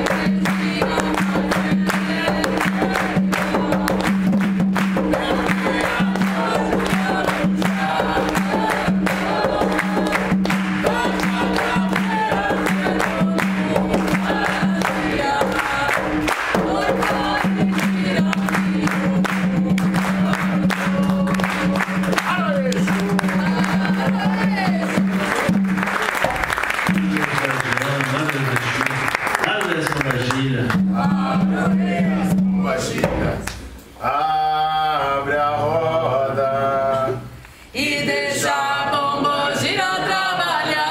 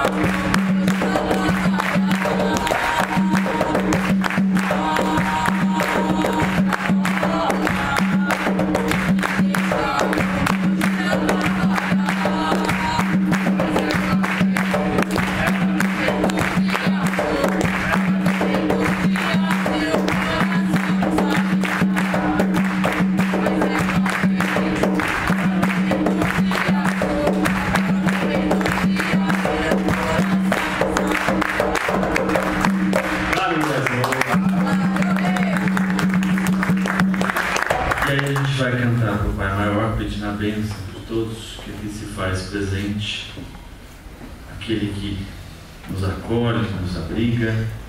A gente vai encerrando, a gente não ia fazer isso, mas o amigo pediu. Na verdade, tinha que ter feito no início, cantado o hino da Umbanda, mas antes disso, nós vamos cantar para o Pai Maior, pedindo realmente que ele acolha a cada um de nós aqui presente, trazendo a sua paz, seu amparo, a sua luz. É a luz do Cristo que a gente precisa buscar sempre. Se de nada vale a nossa presença aqui, que esse canto valha bastante ao coração de cada um. Muitas das vezes a gente pensa que a gente está aqui todas as semanas e se torna uma rotina. O que faz o nosso desenvolvimento é a nossa perseverança, a nossa dedicação, a nossa entrega. Cada qual tem a sua lágrima secreta. Cada qual tem a sua fé, a sua devoção. Tem os seus aperreios que passa, tem as suas dores, as suas fragilidades. Nós somos cheios de falhas, senão a gente não estava aqui. Mas é preciso a gente se predispor, porque o que o mundo espiritual, seja ele umbandista, espírita, candomblessista, católico, mais precisa de nós como devotos é boa vontade e ação. Se a gente ficar parando, esperando estar perfeito para fazer alguma coisa, a gente nunca está. cada qual de nós, quando a gente se predispõe a fazer o bem, logo vem uma enxurrada de coisa nos atrapalhando. Será que está nos atrapalhando ou nos lapidando para realmente fazer o que a gente tem que fazer? E a gente pensa, mas eu me dedico tanto, parece que a vida está indo para trás, me empenho tanto, ando dentro de uma conduta, e parece que as coisas dão errado. Nada está dando errado, tudo está dando certo. Quando está muito certo é que alguma coisa está errada. Quando alguma coisa está no caminho, a gente precisa continuar. E sempre com muito amor, com muita verdade. Nem sempre, e vocês têm um privilégio, assim, eu costumo dizer, que todos que estão nesse caminho espiritual deviam passar pela doutrina espírita. Que o que não se pode mudar na doutrina espírita é a cultura da doutrina espírita. É a máxima realmente da caridade. E nem sempre nesse caminho a gente é reconhecido. Mas o maior reconhecimento não é do outro, é a nós por nós mesmos. O índio ele sempre fala para todos os filhos, quando você adentrar dentro de um templo, dentro de uma sinagoga, você diz: Pai Celestial, aqui eu estou por você, pela minha espiritualidade, pela espiritualidade aqui. Quando a gente começa a adentrar aqui, a gente observa quem está palestrando, quem está aqui, a parede, o microfone está torto, o instrumento não funcionou, a gente está adentrando pela matéria. Quando a gente vem para uma casa de Deus como essa, e aqui vocês têm uma responsabilidade muito grande, bênção e paz. Dar a bênção não é para qualquer um. Para vocês estarem aqui hoje, vocês já foram preparados em muitos anos atrás. E aí vocês dizem assim: eu estou fazendo curso. Tudo que nós estamos fazendo hoje, nós já fomos preparados há milênios atrás. Nós estamos relembrando e se dedicando e ganhando força para a gente continuar a nossa missão. Para dizer que alguém precisa ensinar alguém que dá um passe, alguém desejar o bem, não precisa. Então, continua com muita devoção, com muito empenho, com todo o amor que vocês têm, com todo o respeito a esse espaço sagrado. Porque dar a bênção não é para qualquer um. E manter a paz é outro tanto de dificuldade. Mas a paz, essa flor branca, tem que estar no coração de cada um. E quem traz essa paz para cada um de nós somos nós mesmos.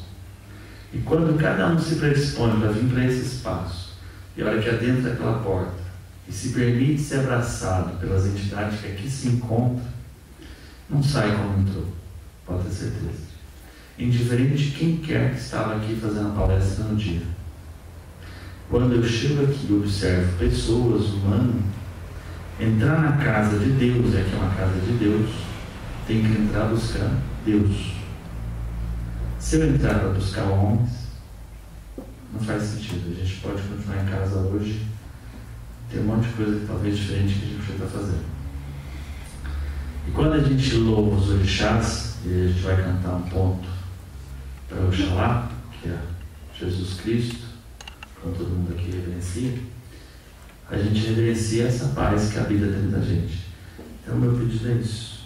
Agradeço intensamente ao Hamilton a coragem de querer me trazer aqui, a coragem do Henrique permitir. Todos vocês estarem aqui perdendo os vossos tempos me ouvindo, que vocês possam ser acolhidos pelo anjo de guarda de vocês. Tenham muita coragem. Inúmeras vão ser as adversidades que a gente enfrenta, graças a Deus, como diz Paulo de Tarso. Primeira coisa para evoluir, agradece. Qual problema você está passando? Você está com câncer? Agradece. Você está com uma dor de dente? Agradece. Você perdeu o emprego? Agradece. É complicado isso. Como você vai agradecer alguém que está te prejudicando? Não é fácil, é um exercício diário. É um exercício muito grande. Mas quando a gente começa a fazer isso, o índio lá ele ensina, você vai na contramão. Demandar não é acender vela para o outro. É você ir na contramão. E a energia de Oxalá não pode ser diferente sem o amor. Então que cada um tenha essa força no coração. Se permita sentir cada orixazinho que habita no coração de vocês, cada entidade. E continua fazendo melhor, e cada vez melhor, que você já sabe fazer, tão melhor que a gente. E nós vamos continuar aprendendo com vocês cada vez mais.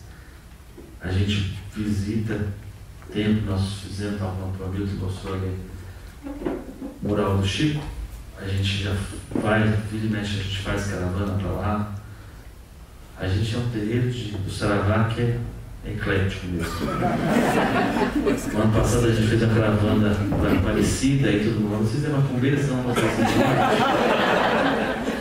como que a gente não vai pedir a bênção da padroeira? Nós não vamos lá reverenciar a Santa, nós vamos reverenciar a Maria, a mãe da cristandade, a mãe da divindade, né? A mãe de Jesus. O quanto nós estamos precisando dessa energia, dessa vibração. Então vocês continuem fazendo o que vocês já sabem fazer perfeitamente. O dia que sentir vontade de estar lá com a gente, está lá. Não vai deixar de ser espírita estando lá. Pelo contrário, estando lá não vai ser um bandista. A gente vir aqui não vai deixar de ser um bandista.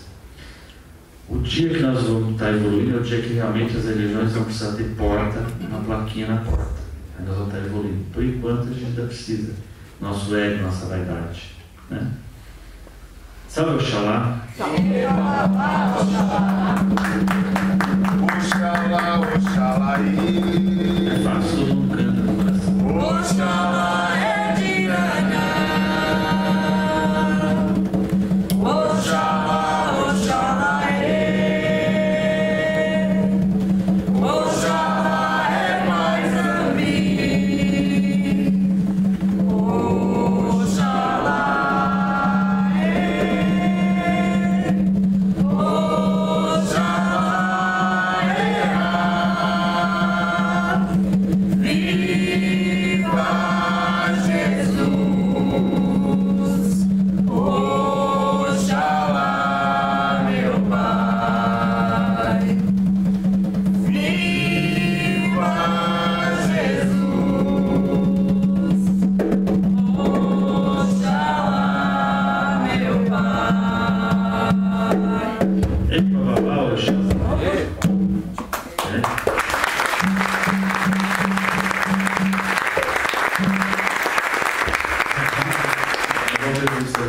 Né? Então levantei às 10, né? Bom, a gente vai cantar uma Umbanda, como a gente fala toda semana. Não é no sentido de fazer apologia à Umbanda, mas é no sentido de respeitar e reverenciar aquela pessoa que um dia na tua infância você foi se benzer.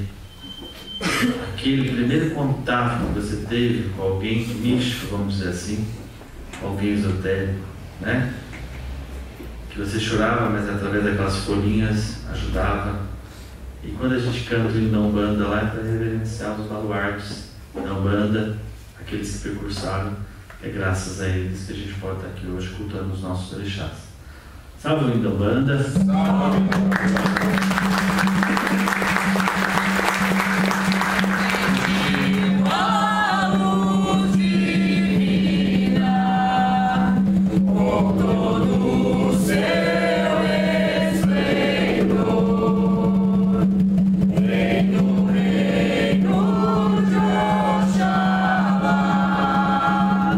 Aonde há paz e amor,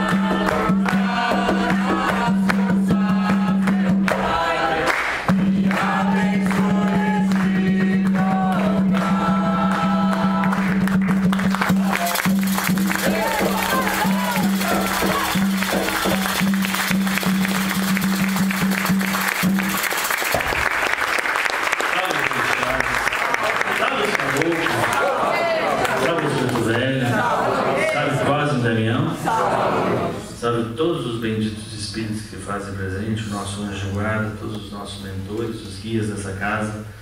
Temos nós merecimento de tê-los no nosso meio sempre, sempre, sempre. Que a gente possa pedir a eles que eles tenham cada vez mais luz e que nós tenhamos esse merecimento. Aí eu já pedi para eles cantar um ponto, mas o Preto Velho não te pediu para ele cantar um ponto do Preto Velho, né? Como eu disse que a gente tem uns minutinhos, é bom que vocês vão cansar em menos tempo para perguntar. Eu acho isso ótimo. A Marina nos falou? O ponto que o Preto Velho pediu. É. Ele vai cantar um ponto do Preto Velho, mas eu acho que você microfone não tem que cantar mais baixinho, né? Saravá os pretos velhos, eu adorei essa. Não precisa do microfone.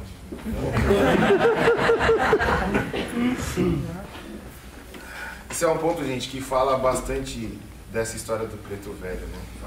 Dessa energia da escravidão e do resgate dessas almas, né? Bate tambor na calada da noite, ó negro. Bate tambor na calada do dia. Bate tambor na calada da noite, ó negro. Bate tambor. A louva senhorita.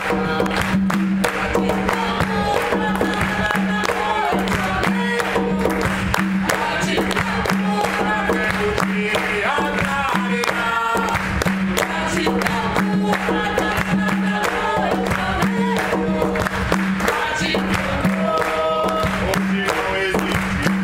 da noite, ó negro.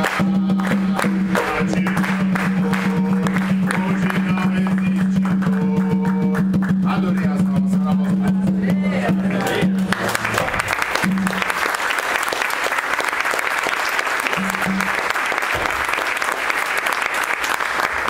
E assim a gente vai encerrando, agradecendo as almas benditas. Se aproxima dia 2. A gente aproveita para convidar todos. Às 10 horas da manhã a gente vai estar fazendo um ritual aos finados, aos antepassados. Alguns de vocês já tiveram a oportunidade de participar. A gente teve a oportunidade do mano Paulo, né? Está lá com a gente palestrando sobre esse dia. Todo mundo está convidado.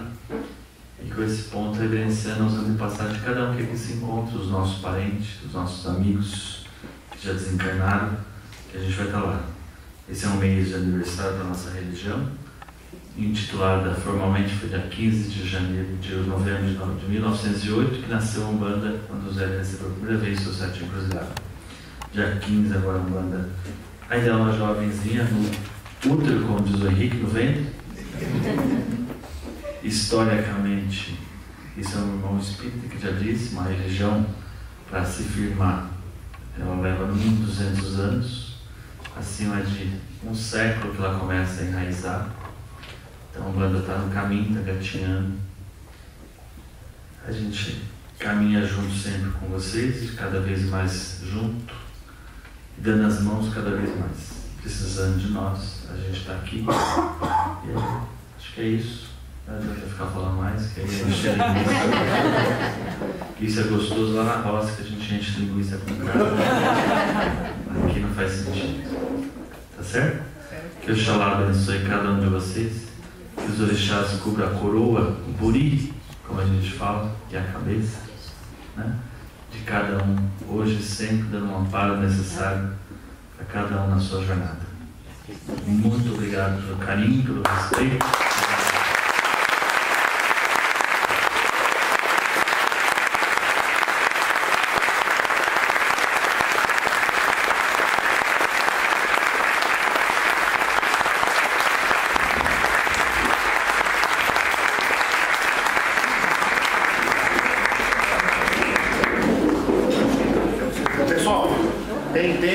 fazer duas perguntas. Eu começo com a primeira. Quantos trabalhadores, cooperadores tem na nova? Hoje a gente tem um quadro oficialmente 350, 360 pessoas, mas que põe a mão na massa, como vocês bem sabem. Mentira, não posso falar isso, porque hoje tem bem mais de meia dúzia aqui. Ativo, temos quase 300, mas inscrito tem uns 350 trabalhadores. A gente passa pela casa hoje, a casa tem trabalho todos os dias. Segunda-feira trabalho em Porto Velho, às 16 horas. Né? O Diniz está ali, aquele moço bonito, mais bonito que eu. É o coordenador dessa linha hoje na casa. Toda segunda-feira, às 16 horas, tem trabalho em Porto Velho. Às terça-feira com os caboclos. Quarta-feira, todas as linhas, um dia de atendimento. É o dia que a Sandra abriu para lá. Tem vários de vocês já foram. Né? Quinta-feira, a corrente médica espiritual. E aí, os outros dias tem sempre atividade. No sábado sim, no sábado não tem, às vezes encontro cigano. De domingo também tem trabalho, a gente trabalha muito. Atendimento ao público às quartas? Todos os dias. Segunda, terça, segunda às 4 horas. E da roça a gente tem de terça também atendimento ao público. Curso, agora a gente tem de quinta, né? E aí a gente tem 2 andares. Então, em um espaço tem o atendimento com a corrente médica, no outro tem os cursos do Diniz. Na segunda, hoje, muitos não estão aqui porque está tendo curso de desenvolvimento dos filhos, integração, consciência aldeana, né? Que é uma integração da casa. A gente tem a roça, que é lá em Jarinu, aí vocês estão convidados para o pé na terra. E é muito bom, pôr o pé na terra, no barro. Lá em Jarinu, pertinho, 80 quilômetros, então, uma roça, a gente está lá há 10 anos, então tem um barracão desse, talvez, não sei quantos metros tem aqui, mas 300 metros quadrados de construção no mato, no barro, na terra, madeira, do jeito que o índio pediu, para representar realmente a raiz da Umbanda, que é chão. Lá a gente tem uma vez por mês trabalho com os caboclos, lá tem todos os firmamentos, os orixás lá na mata. É isso, né? Tem um trabalho. Na segunda-feira a gente tem um trabalho também de luz, sabedoria à noite, cada 15 dias, que é próximo da desobsessão que vocês têm aqui. Psicografia, mas sempre o índio faz a mensagem, fica para o próprio médium. Ele fala que o primeiro conhecimento é para a gente. E tem o Evangelho, o meu ponto está ali lembrando. Toda quarta, toda terça. Desculpa. Às 19h30, 19 horas, a gente tem o Evangelho, o estudo do Evangelho.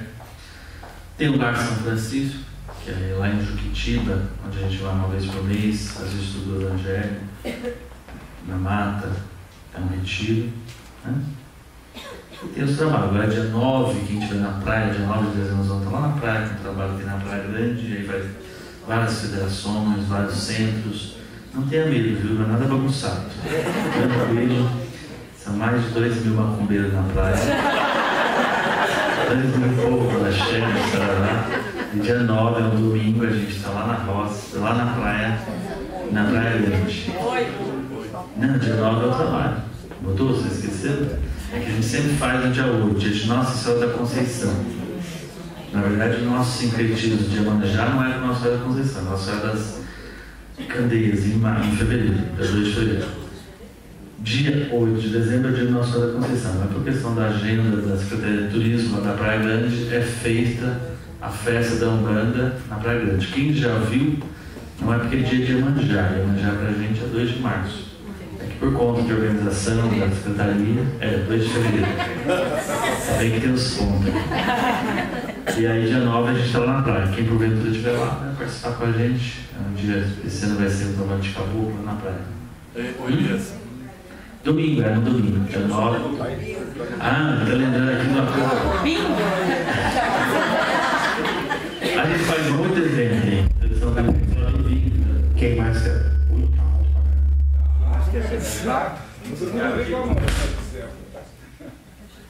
Quem mais quer perguntar? Pode falar, por favor, agora eu posso. Tá. Ninguém mais quer perguntar nada? Tem uma cerimônia na Umbanda chamada Amaci, que uma vez eu participei, queria que você falasse um pouquinho o que significa isso. Em alguns, o Milton está lembrando do Amaci. O Amaci é um rito para alguns terreiros, como se fosse um batizado para você iniciar na Umbanda. Para a gente não, a gente faz por orientação do Pai Jamil, seguindo com ele. Primeiro, a gente começa os trabalhos com o ritual do Amaci, que é um banho no bori, na cabeça, com ervas, são 3 ervas sagradas, onde os balorixás, os sacerdotes se preparam 3 dias antes, com cantoria, com pontos, com música, macera essas ervas. E aí no domingo a gente faz o ritual da coroa, que seria para a gente a firmeza nossa com o encontro, que eu disse antes, com o nosso orixá, com o nosso mentor. E aí muitas das vezes os sacerdotes nesse momento tem até a revelação do sacerdote, do orixá, do filho, onde manifesta o orixá de cabeça. É raro, porque a maioria dos banhos, que aquilo que eu conheço da Umbanda, sempre do pescoço para baixo, né? É isso aí. Tá lembrando, quase todos os banhos é do pescoço para baixo, banho de erva. E a gente aproveita que tem o ar tomado sempre do pescoço para baixo. Esse dia, como é um banho por orixá, e a gente usa ervas quase de Oxalá, que não tem restrição, não tem por que esconder.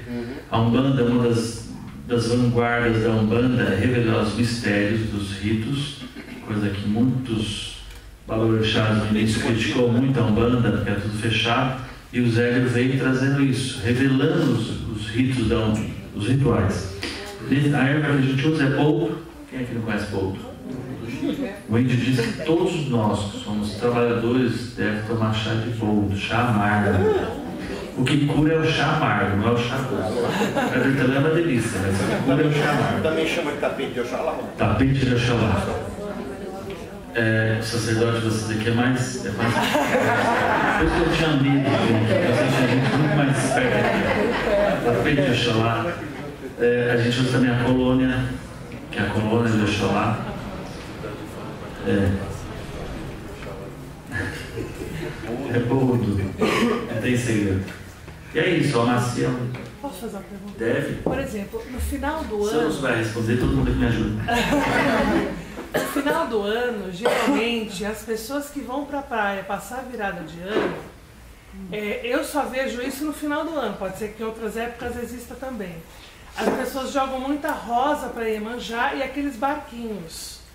Aí eu gostaria de entender o significado disso, porque assim, a gente fica no achismo, mas eu gostaria de saber qual é o significado. Tipo, de deixar as energias ruins embora, porque o mar leva, mas traz também. Qual é o seu nome? Simone. A Simone está lembrando das oferendas que é feita no final do ano para Iemanjá, as flores, os barquinhos que a gente oferece. Nós, na federação, e eu posso falar pela federação, porque hoje me colocaram lá como para trabalhar, né? Também a gente, dos nossos objetivos é justamente desestimular essas oferendas, que Iemanjá já não aceita mais, né? Tem tanta coisa no mar. A ideia não é, mas a primeira, isso vem muito mais das religiões da África, muito mais do candomblé. A ideia principal é o agradecimento e pedindo, né? A bem-aventurança para o próximo ano, é o pedido para o próximo ano. Então você faz uma oferenda. A gente não entende mais que precisa colocar pente, pulseira, isso tudo na nossa casa a gente, na verdade, nunca fez. A gente faz alguma oferenda sempre com flores, algumas coisas, mas é para pedir e para agradecer. Sempre que você vê uma oferenda, mesmo aquela lá encruzilhada, 90% não é maldade, é um agradecimento, é às vezes um pedido que está se fazendo, né? Principalmente quando a oferenda for com legume, com fruta, com flores. Mas eles têm uma galinha preta na minha porta. Ninguém vai oferecer a galinha preta na porta, uma coisinha tão boa, né? Mas nem sempre é pro mal seu. Precisa de um ponto de firmeza. Às vezes ali o ponto da sua casa era uma esquina, uma encruzilhada. Era um ponto, no entendimento daquela pessoa, de Exu, de Pombagira, daquela linha. Nós vamos reverenciar o Oxum nas cachoeiras, Iemanjá no mar, Xangô na pedreira, Oxóssi na mata. Então, no entendimento daquele ser, que hoje a gente educa todos os nossos filhos não fazer isso na porta da casa de ninguém, muito menos nas ruas, não precisa. A gente tem hoje o Vale dos Orixás, a gente tem os lugares para fazer. Mas nem sempre é a maldade para aquela pessoa. É quem vê assusta. Né? Imagina se encontrar um pato na próxima casa. Tem coisas bizarras. Como as pessoas fazem. Na África não tinha a urbanização que nós temos hoje. Não tinha. Era diferente, né? O Henrique lembra na África, em várias. E antigamente não era o que a gente é hoje, né? Urbanizado. Então você pode fazer na estrada, tem outros lugares. Vou fazer uma pergunta que foi a mesma pergunta que eu fiz pro Babolixá que veio na segunda-feira. E ele me disse. O Ayrton Diogo. E ele me fez uma explicação da crença deles. Eu queria saber na Umbanda como funciona, o que define qual que é o meu orixá. Se é por uma equiparação ancestral do que minha família já cultuava, se tem algum outro. Qual que é o seu nome? Ricardo. O Ricardo está perguntando como a gente define o orixá na Umbanda, e no Candomblé ele fez a pergunta para o pai Ailton, não é isso? O orixá de cabeça, como eu falei lá atrás, o orixá do Candomblé, ele nem sempre, a raiz do Candomblé não é trazer para a consulta. Na Umbanda, as entidades vêm para uma consulta e o orixá muitas vezes manifesta para a consulta. No Candomblé, você revela o orixá através dos búzios, do jogo dos oráculos. Na Umbanda, a gente tem muitos sacerdotes que também jogam seus búzios, mas isso é uma tradição do Candomblé. Quem define muitas das vezes é o próprio sacerdote, pela sua sensibilidade, é o mentor da casa. A gente na casa mesmo tem muito hábito no dia do Amaci, às vezes é determinado trabalho. E mais, todos nós vamos encontrar nosso orixá. Mas cantou para Iemanjá, cantou um ponto, hoje cantou para um Pombagira, sentiu um arrepio, sofreu de Pombagira. Todos nós somos filhos de todos eles, nós temos um orixá de cabeça. A entidade vai manifestar. Na Umbanda, é através do sacerdote da casa, através do mentor, guia da casa que revela, ou às vezes até mesmo através de um jogo de oráculo, como carta, tarô, cartomancia também, muitas vezes se manifesta. Na gira, muitas das vezes nas giras. Tem casa da Umbanda que não define um orixá como um pai de cabeça, e sim todos manifestam. Sim. A gente tem o hábito da casa de cultuar e reverenciar um orixá de pai e mãe. Mas eu acredito muito em deixar muita sensibilidade. Né? Todo mundo começa, teu pai é Xangô, teu pai é orixá, é Oxóssi, é Ogum. Vem a sensibilidade do sacerdote revelar, mas de você também sentir realmente o teu orixá. Então é um conjunto de coisas que a gente chega no acordo comum, não só num jogo. Tanto é que se você for jogar os oráculos, dependendo do sacerdote, você joga com um, ele vai te dar um pai de cabeça, o outro te dá o outro. E não é que ele está errado ou que ele está certo. Diante do momento que você está vivendo, às vezes você precisa muito da energia de Xangô. E você está muito presente. Então as pessoas perguntam, não acredito nisso. Ele errou, ele falou que eu sou de Iemanjá, agora o outro fala que eu sou de Oxum. Todas as filhas de Oxum vai chorar muito.